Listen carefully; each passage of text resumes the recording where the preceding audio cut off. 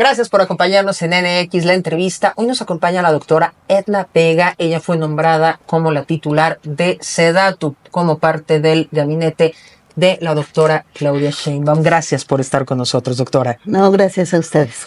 Un tema de lo más importante y más urgente en este país es la construcción de vivienda digna para la población más vulnerable. ¿Cómo nos encontramos y cuál es el programa de gobierno para los próximos 6 años? Bueno, a mí me gustaría compartirles que nosotros estamos convencidos de que tenemos que hablar de la vivienda adecuada. ¿Por qué la vivienda adecuada? Porque en la observación número 4 del Pacto Internacional de Derechos Económicos, Sociales y Culturales reconoce este término con 7 componentes, que es la ubicación adecuada, la habitabilidad, la accesibilidad, la asequibilidad, contar con servicios, la adecuación cultural y pues que todos estos componentes hacen el término de vivienda adecuada. ¿Por qué es importante? Porque de ahí partimos a la concepción que tenemos de lo que se tiene que hacer.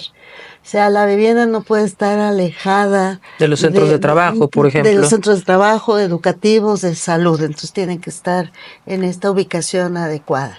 No voy a hablar de los 7 componentes, pero de los que son, digamos, eje central para el desarrollo de la política habitacional, el de asequibilidad. Que las familias no tengan que erogar más del 30% de su ingreso para la vivienda. Y así, todos los demás se entienden por sí solos. La seguridad en la tenencia. Entonces, en ese marco, ojalá logremos la reforma constitucional que dice, el cuarto constitucional dice derecho a una vivienda digna y decorosa. Nosotros desde ya hace tiempo promovemos que se reconozca el término de vivienda adecuada, que no es el término, sino es la concepción de la integralidad. Que no queda una subjetividad, Exactamente. Digamos, porque digno es muy subjetivo dependiendo de los ojos que lo miren. Así es, totalmente de acuerdo. Entonces, al hablar del derecho a la vivienda adecuada, es el primer elemento de esta política habitacional, el reconocer justamente que la vivienda es un derecho, no es una mercancía, no son los tabiques y el techo, sino entonces qué hacer para cumplir con los 7 componentes. Y entonces en ese sentido avanzamos de manera muy importante con el presidente López Obrador en primero cambiar todos estos esquemas, ¿no? Donde era producir, créditos, pero en lo que menos se pone atención era en las familias, ¿no? Y no en vivienda accesible, porque se empezó a crear demasiada vivienda que no es para la población que lo necesita. Así es. Entonces, por eso me refería al tema de asequibilidad, que las familias no eroguen más del 30% de su ingreso. Entonces, lo que hicimos en estos 6 años fue primero redirigir los subsidios que otorga la Comisión Nacional de Vivienda hacia la población más vulnerable de este país. Insuficiente lo fue, sí, porque el recurso pues no nos dio.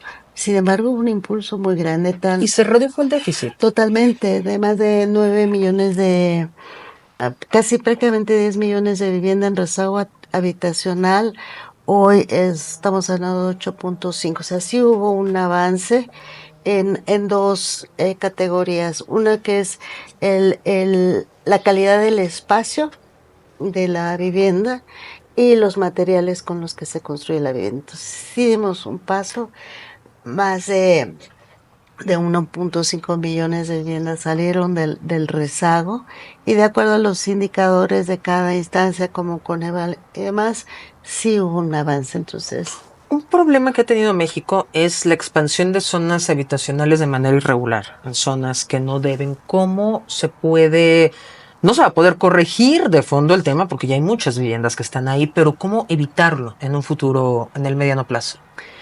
Si reconocemos que esos lugares se ocuparon, pues porque no había una alternativa, ¿cómo poder evitarlos? Efectivamente, dando una oferta de vivienda adecuada en lugares adecuados y en condiciones que las personas puedan, puedan pagar, ¿no? Ya sea a través del apoyo con subsidios o de créditos accesibles. Entonces, ese es el programa de la presidenta electa, la doctora Claudia Sheinbaum, de generar esta oferta en los lugares adecuados y que sean un eje transversal de todos los proyectos prioritarios. Ese es uno. Otro tiene que ver qué hacemos con esas personas, cómo podemos atender a esas personas que hoy viven en condiciones sin servicios, muchas de ellas en zonas de alto riesgo. Eso también es muy importante decirlo. Pues será un análisis muy profundo de cuáles zonas pueden ser regularizadas, que tengan una certeza jurídica y después para entrar a un programa de vivienda, atender sus necesidades, y cuáles definitivamente por un tema de alto riesgo o un tema ambiental tendrían que ser relocalizadas en las mejores condiciones y siempre con un consenso pleno con las familias. ¿Cómo se va a trabajar con el Infonavit y Fobiste para impulsarlo? El programa que seguramente ustedes han escuchado es 1 millón de viviendas nuevas. El planteamiento es que 500,000 sean a través de Infonavit y 500,000 a través de la coordinación de la Comisión Nacional de Vivienda y de Financiera para el Bienestar. Aclarar, estas 500,000 viviendas nuevas de Infonavit no es el todo, o sea, habrá, pues seguirán los procesos tradicionales, pero la idea es que estas 500,000 sea el gobierno mexicano quien oriente dónde, para quiénes y en qué condiciones. Eso es muy importante. Sí, porque hoy Infonavit más bien da créditos a las personas en función de la oferta de la vivienda. Ahora es replantearnos que es posible atender a la gente que más lo requiere en ciertas zonas también para apoyar estos proyectos prioritarios. Si estamos hablando de atraer la inversión de las empresas, pues las empresas es algo que dicen, ¿y dónde va a vivir toda la gente que va a venir a trabajar Sí, acá? claro, claro. Entonces, por eso el fortalecimiento. Es un gana-gana. Exacto, así lo vemos, justamente así lo vemos. Un gana-gana para el sector privado, para el sector gubernamental y el apoyo a la población que lo requiere. Que ellos son lo más importante, ¿no? El centro de todas las políticas. Un problema del que se habla mucho últimamente en México, el tema de la gentrificación. ¿Qué podemos hacer? Es un tema muy complejo. Hay una gran contradicción entre los distintos programas de desarrollo urbano, de ordenamiento territorial, el interés de la iniciativa privada en ciertas zonas, las necesidades propias de las ciudades. Entonces, yo considero que un elemento central es la suma de esfuerzos y de intereses, como mencionó usted hace un momento. A veces cuando hago esta propuesta me tachan de comunista, pero no es así. Ahorita les explico por qué. Si se promueve la inversión, pongamos el ejemplo de la Ciudad de México, en la Colonia Juárez. El desarrollador construye 8, 10, 12 niveles. Muy bien, está bien. Pero se requiere agua, se requieren una serie de condiciones. Y entonces, ¿por qué no? Este desarrollador genera condiciones para que la gente no sea expulsada de manera natural de la zona, se incrementen rentas, etcétera. Cuando digo de la medida que no es comunista, se aplica en Nueva York, ¿no?